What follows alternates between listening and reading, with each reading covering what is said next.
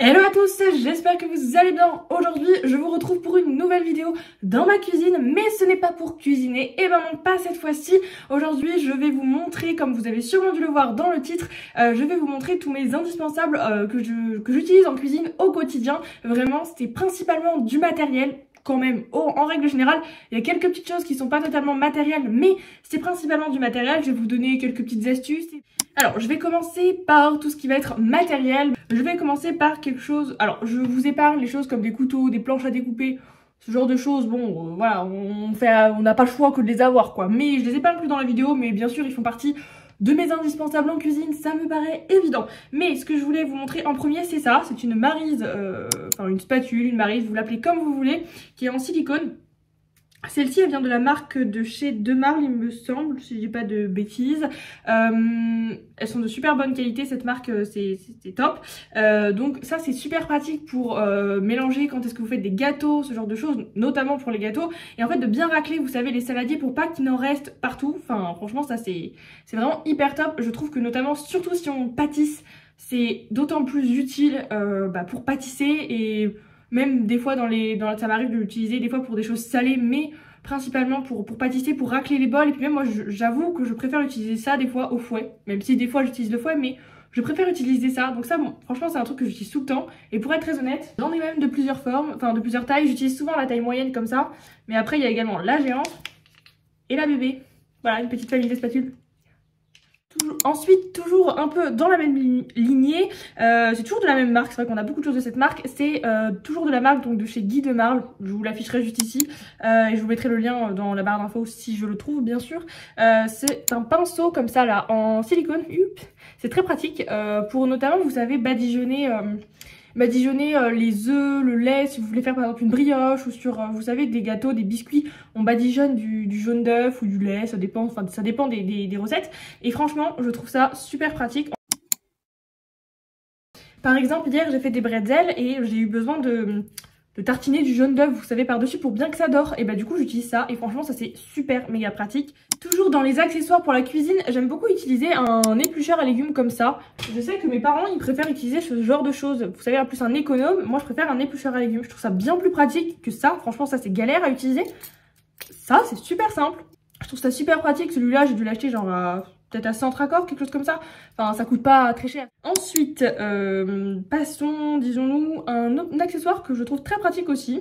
C'est un coquetier comme ça, là. C'est pour mettre, vous savez, quand vous faites des œufs à la coque, vous mettez dedans. Alors bon, ceux-là sont très sympas parce que ça fait des bébés tasses, si on peut dire ça comme ça.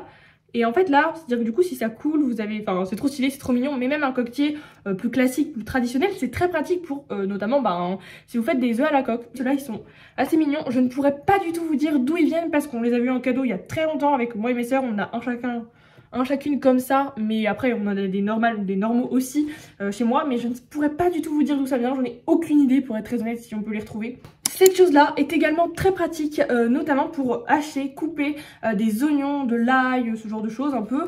C'est un genre de petit hachoir un peu comme ça là, avec un petit couteau, un petit bol.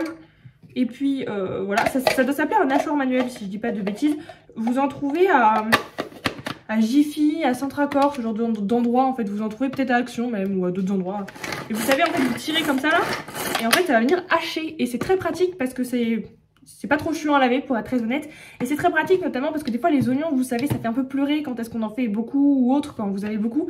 Ça c'est très pratique. Maintenant un autre accessoire que j'aime beaucoup, c'est ça. C'est un genre de pichet... pichet doseur, je sais pas comment on appelle ça.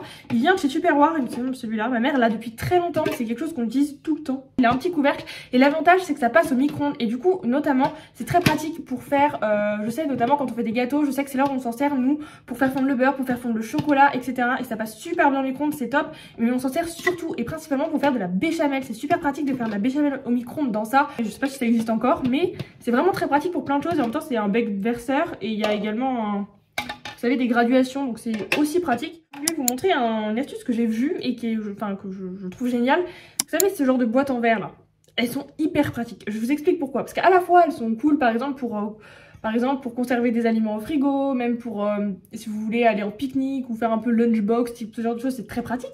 Mais c'est également très pratique dans le sens où vous pouvez les mettre au congélateur, mais également les mettre au four Oui, on peut les mettre au four, souvent celles-là on peut les mettre au four. Elles viennent de chez Ikea, moi je sais que j'en ai d'autres en plusieurs formats, enfin bref.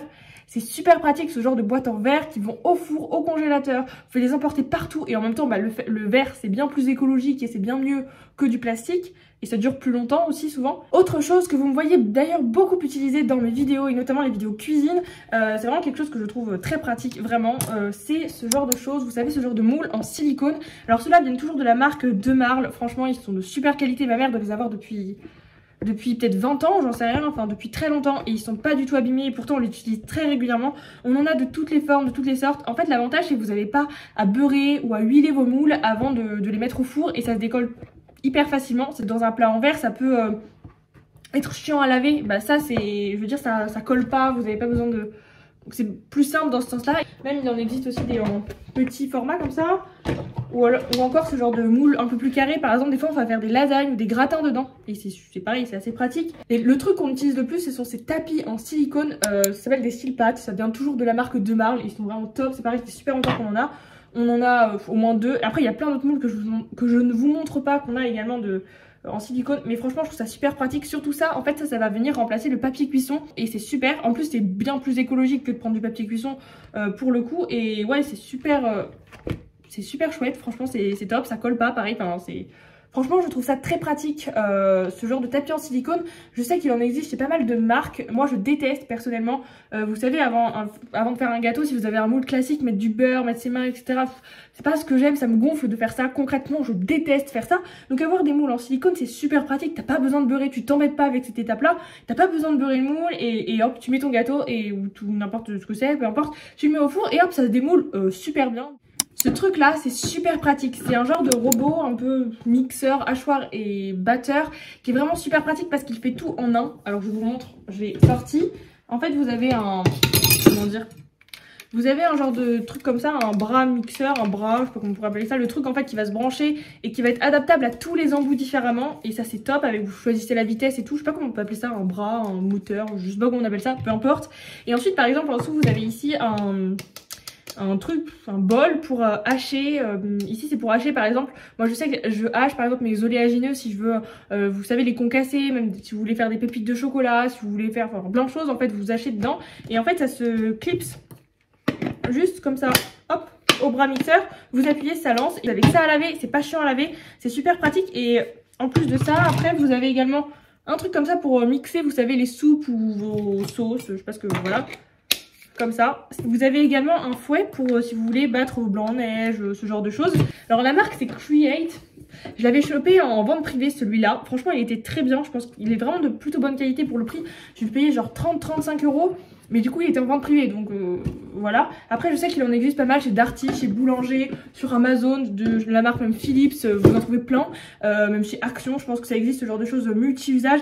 Non, je trouve ça super d'avoir tout en un, pas d'avoir 10 milliards, pas avoir, ok, un blender, enfin un hachoir, un mixeur, un fouetteur, enfin un batteur électrique. Franchement, avoir 10 000 appareils, c'est chiant, honnêtement, c'est chiant. Alors que là, vous avez tout en un. Ensuite, je voulais vous parler dans cette vidéo de mes épices et de mes herbes un peu préférées que j'utilise tout le temps. Pareil, c'est des choses, des indispensables que j'utilise en cuisine. Alors, commençons par les herbes. Alors, bien sûr, le sel et le poivre, je ne le mentionne pas parce que ça me paraît d'une évidence. Mais je sais que j'aime beaucoup mettre des herbes de Provence. J'adore ça. Franchement, j'en mets partout. J'adore les herbes de Provence. J'utilise également beaucoup de basilic. Quand il y a du frais en été, je prends du frais évidemment. De la ciboulette également. Mais là, je sais que des fois, en séché, c'est très pratique. Et après, en épices que j'aime beaucoup également, le 4 épices. J'en mets partout, franchement, c'est super bon ce mélange. En fait, c'est juste de la cannelle, du gingembre, des clous de girofle et de la muscade et le tout moulu. Et franchement, c'est super bon. J'en mets un peu dans beaucoup de plats, hein, dans quasiment tous les plats. Les épices, je trouve que les épices, les herbes, ce genre de choses, ça donne beaucoup de goût à nos plats.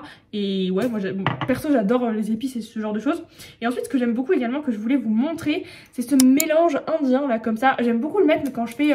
quand je cuisine un peu asiatique, par exemple quand je fais des currys, quand est-ce que je vais faire des pad thai, des nouilles asiatiques, enfin ce genre de choses en fait. J'adore mettre ce mélange là, il est super bon, c'est à base un peu de curry, d'oignon, de curcuma, de cumin, enfin bref tout un mélange. Il est trop bon franchement. Après je vous montre pas toutes mes épices parce que il y en aurait 10 milliards. Après si vous voulez que je vous fasse une vidéo où je vous montre toutes mes épices préférées et les épices que j'utilise au quotidien, dites-le moi dans les commentaires, je pourrais très bien vous faire ça si ça vous intéresse. Mais bon, je vous montre les principales. Et franchement je trouve que tous ces petits condiments là comme ça, c'est vraiment des indispensables que moi je mets partout dans tous les plats. j'avoue, j'en mets partout. Et j'adore parce que ça donne vraiment du goût et ouais, puis c'est pas mauvais pour la santé, hein, honnêtement, donc franchement c'est top. Et la dernière chose que je voulais vous présenter dans cette vidéo, ce n'est pas un matériel de cuisine, mais c'est quelque chose qui est quand même très pratique pour cuisiner. C'est un livre de recettes que j'aime beaucoup personnellement. Il me semble que je vous en ai peut-être déjà parlé, j'en suis pas sûre. C'est ce livre-là. Alors personnellement, comme vous le savez peut-être, je suis végétarienne, mais ce livre est vraiment incroyable. C'est le livre qui s'appelle Les Inratables recettes végétariennes. Celui-là, il est incroyable. Il a plein de recettes, mais vraiment c'est des recettes du quotidien, c'est pas des recettes un peu bizarres. Enfin, franchement, ça reste des recettes très cool et j'aime beaucoup. Franchement, toutes les recettes que j'ai faites, je les adore. Par exemple, je peux vous montrer, je sais pas, cette recette, c'est des conchiglioni au poivron et aux chèvres. Enfin, c'est trop bon. Enfin, il y en a plein et je le trouve vraiment super. Si vous cherchez un livre de cuisine végétarien, je peux que vous conseiller celui-là. Franchement, même si vous avez quelqu'un dans vos proches ou dans votre famille qui est vrai végétarien et que vous savez pas quoi lui offrir comme livre, celui-là est vraiment top. Donc voilà pour mes indispensables en cuisine. C'était principalement du matériel, à part les épices qui ne sont pas très matérielles, mais bon, on va dire ça comme ça, c'était vraiment principalement du matériel. Dites-moi d'ailleurs si ça vous intéresse une vidéo où je vous montre peut-être plus des indispensables en cuisine, mais plus au niveau les choses que j'ai souvent dans mes placards, dans mes frigos, que j'utilise un peu au quotidien, mais plus qui se mangent, par exemple, je sais pas, des condiments, quelles huiles j'utilise, quelle boîte de conserve j'ai toujours à la maison, quels fruits, enfin peu importe, quel fromage, peu importe que ce genre de choses. Est-ce que ça vous intéresserait une vidéo sur mes indispensables en cuisine, mais plus au niveau alimentaire pour le coup? Dites-le moi dans les commentaires si ça vous intéresse. Je pourrais vous faire une partie 2 un peu de cette vidéo sous un autre un peu format, disons-nous. J'espère que cette vidéo vous a plu. N'hésitez pas également à liker la vidéo si elle vous a plu et à vous abonner si ce n'est toujours pas fait. En attendant, prenez soin de vous et puis moi je vous dis à très bientôt. À dimanche tout simplement. Bye!